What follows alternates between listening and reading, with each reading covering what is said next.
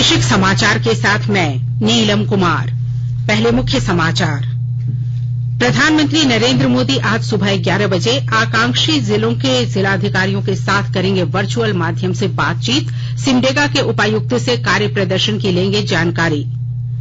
केंद्र सरकार ने कोविन पोर्टल पर एक मोबाइल नंबर से अब 6 लोगों का टीका पंजीकरण करने की दी सुविधा।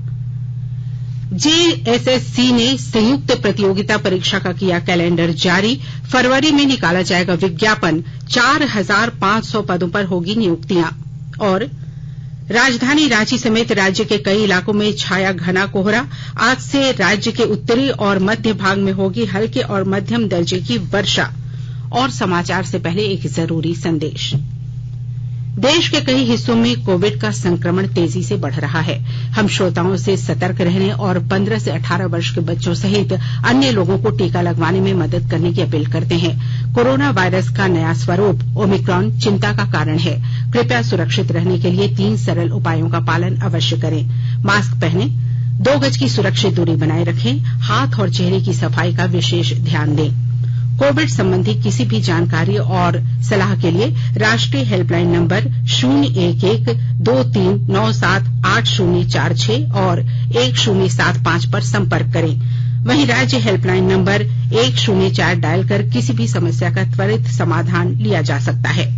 और अब समाचार विस्तार से।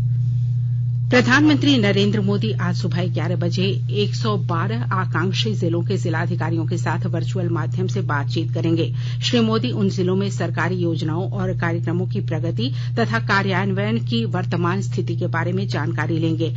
इस बातचीत में कार्य प्रदर्शन की समीक्षा और चुनौतियों की पहचान में सहायता मिलेगी। इसका उद्देश्य सभी संबंधित पक्षों के साथ मिलकर जिलों के विभिन्न विभागों की योजनाओं को पूरा करने के लिए कार्य करना है। इस क्रम में प्रधानमंत्री नरेंद्र मोदी सिमडेगा के उपायुक्त सुशांत गौरव से रूबरू होंगे। इस दौरान उपायुक्त सिमडेगा में कामकाज की प्रगति और चुनौतियों के बारे में प्रधानमंत्री को अवगत कराएंगे। यह ऑनलाइन बैठक आकांक्षी जिलों की समीक्षा को लेकर होगी। यह जानकारी मुख्यमंत्री हेमंत सोरेन को नीति आयोग के उपाध्यक्ष डॉ राजीव कुमार ने दी है। प्रधानमंत्री नरेंद्र मोदी इस महीने की 24 तारीख को प्रधानमंत्री राष्ट्रीय बाल पुरस्कार विजेताओं से वीडियो कॉन्फ्रेंस के माध्यम से बातचीत करेंगे। समारोह के दौरान प्रधानमंत्री इस वर्ष के विजेताओं को ब्लॉकचेन प्रौद्योगिकी का उपयोग करते हुए डिजिटल प्रमाण पत्र देंगे। पिछले वर्ष के विजेताओं को भी प्रमाण पत्र दिए जाएंगे जिन्हें कोविड की स्थिति के कारण सर्टिफिकेट नहीं दिए जा सके थे। महिला और बाल विकास मंत्रालय ने बताया कि प्रधानमंत्री राष्ट्रीय बाल पुरस्कार प्रमाण पत्र देने के लिए पहली बार ब्लॉकचेन प्रौद्योगिकी का उपयोग किया जा रहा है।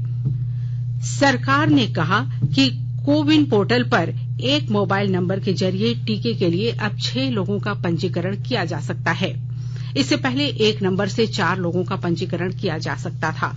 केंद्रीय स्वास्थ्य मंत्रालय ने कहा कि कोविन खाते में मुद्दा उठाएं शीर्षक से एक नई सुविधा शुरू की गई है। इस नई सुविधा के माध्यम से लाभार्थी अपनी वर्तमान कोविड टीकाकरण की स्थिति में बदलाव कर सकता है। इसके तहत पूर्ण टीकाकरण के दर्जे को आंशिक रूप से या बिना टीकाकरण के दर्जे में तथा आंशिक रूप से टीकाकरण के दर्जे को बिना टीकाकरण की श्रेणी में बदला जा सकता है। टीकाकरण स्थिति अद्यतन करने के दौरान अनजाने में किसी मामले में हुई त्रुटि को सही किया जा सकता है। मंत्रालय ने कहा कि मुद्दा उठाएं इस सुविधा के जरिए ऑनलाइन अनुरोध देने के बाद टीकाकरण स्थिति में बदलाव होने में 3 से 7 दिन का समय लग सकता है। प्रणाली में नई टीकाकरण स्थिति दर्ज होने पर लाभार्थी मौजूदा दिशा निर्देशों के अनुसार अपने टीके की डोज ले सकता है। देश में अब तक 161 करोड़ 5 लाख से अधिक कोविड रोधी टीके लगाए जा चुके हैं। स्वास्थ्य मंत्रालय ने बताया कि कल 58 लाख से अधिक टीके लगाए गए। एहतियाती डोज के रूप में अब तक 74 लाख से अधिक टीके लगाए जा चुके हैं। 15 से 18 वर्ष आयु वर्ग के किशोरों को 4 करोड़ 5 लाख से अधिक टीके पहली डोज के रूप में लगाए गए हैं।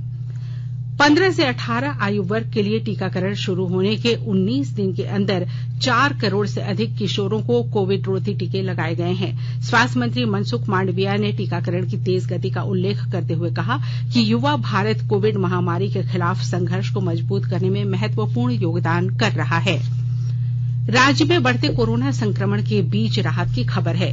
पिछले 24 घंटों में राज्य में 2015 नए मामलों की पुष्टि हुई। वहीं ठीक होने वालों की संख्या 3814 रही। वहीं पूर्वी सिंहभूम जिले में कोरोना से 3, देवघर और रांची में 2, धनबाद और खूंटी में 1 मौतें हुई हैं। राज्य में सक्रिय मामलों की संख्या 23,770 है और कोरोना से स्वस्थ होने की दर 93.04% है। अमृत महोत्सव के तहत आकाशवाणी के साप्ताहिक क्विज में आइए आप भी शामिल हों। आजादी के 75 वर्षों का पर्व अमृत महोत्सव प्रत्येक बुधवार शाम 7 बजे प्रसारित होने वाले प्रादेशिक समाचार के दौरान पूछे गए प्रश्न का सही उत्तर देने वाले एक प्रतिभागी इनाम का हकदार होगा। इसके लिए सुनते रहें आकाशवाणी रांची का प्रसारण।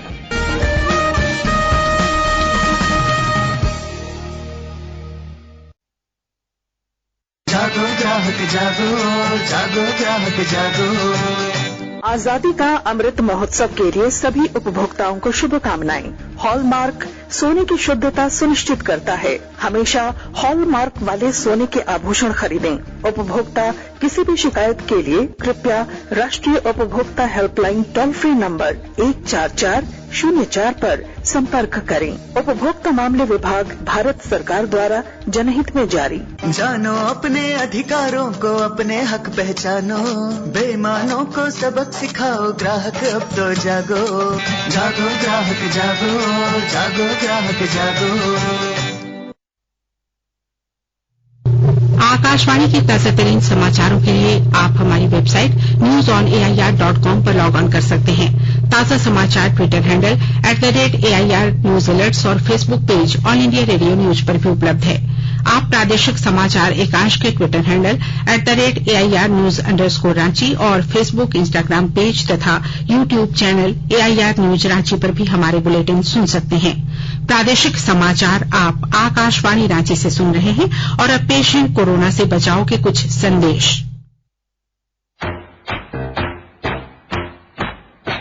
चलो मिलकर एक शुरुआत करें, चलो एक फैसला आज करें, मास्क नहीं तो टोकेंगे, कोरोना को रोकेंगे, चलो एक वादा करते हैं, चलो कुछ वादा करते हैं, मास्क नहीं तो टोकेंगे, कोरोना को रोकेंगे। भारत सरकार द्वारा जनहित में जारी। कोविड-19 से बचाव और सुरक्षित रहने के 3 उपाय। मास्क लगाएं, 2 गज दूरी है जरूरी, सुरक्षित दूरी रखें, हाथ और मुंह साफ रखें।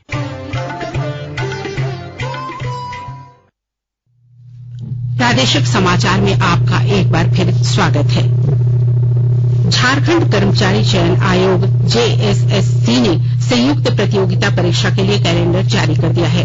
इन परीक्षाओं के जरिए 4500 से अधिक पदों पर नियुक्ति की जाएगी। इसके तहत इंटरमीडिएट स्तरीय संयुक्त प्रतियोगिता परीक्षा का विज्ञापन फरवरी महीने के दूसरे सप्ताह में निकाला जाएगा।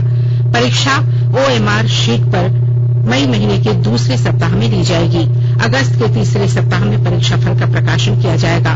इसके अलावा आयोग ने कई परीक्षा के लिए तिथि का प्रकाशन अपने कैलेंडर में किया है। केंद्र ने भारत विरोधी फर्जी खबर फैलाने वाले पाकिस्तान संचालित 35 यूट्यूब चैनल और 2 वेबसाइट ब्लॉक करने के आदेश दिए हैं। इसके अलावा इंटरनेट पर भारत विरोधी दुष्प्रचार के लिए 2 ट्विटर अकाउंट, 2 इंस्टाग्राम अकाउंट और 1 फेसबुक अकाउंट बंद करने के भी निर्देश दिए गए हैं। सूचना और प्रसारण मंत्रालय में सचिव अपूर्व चंद्र ने कल बताया कि ये यूट्यूब चैनल, वेबसाइट और ट्विटर, इंस्टाग्राम तथा फेसबुक अकाउंट पाकिस्तान से संचालित किए जा रहे हैं। उन्होंने कहा कि इन चैनलों पर भारत की संप्रभुता के खिलाफ सामग्री दिखाई जा रही है। पिछले वर्ष दिसंबर में भी सूचना प्रौद्योगिकी नियमावली के प्रावधानों के अंतर्गत 20 यूट्यूब चैनल और 2 वेबसाइटों को बंद किया जा चुका है। श्री चंद्रा ने यह भी बताया कि सूचना और प्रसारण मंत्रालय खुफिया एजेंसियों के साथ देश में सूचना तंत्र को फर्जी और भ्रामक खबरों से बचाने की दिशा में मिलकर काम करता रहेगा। खाद्य और सार्वजनिक वितरण विभाग ने अपनी प्रमुख एजेंसी भारतीय खाद्य निगम के साथ मिलकर देश में ऑनलाइन भंडारण प्रबंधन शुरू करने की रूपरेखा तय की है। ऑनलाइन भंडारण प्रबंधन का उद्देश्य केंद्रीय पोर्टल के साथ राज्य पोर्टलों को जोड़कर देश में संग्रहित अनाज की जानकारी के लिए एक ही स्रोत स्थापित करना है। बैठक में आंध्र प्रदेश, बिहार, झारखंड, छत्तीसगढ़, गुजरात, हरियाणा और पश्चिम बंगाल सहित 16 राज्यों ने न्यूनतम भंडारण विशेषताओं के साथ भंडारण प्रबंधन एप्लीकेशन विकसित करने और उन्हें केंद्रीय पोर्टल के साथ जोड़ने की प्रतिबद्धता व्यक्त की।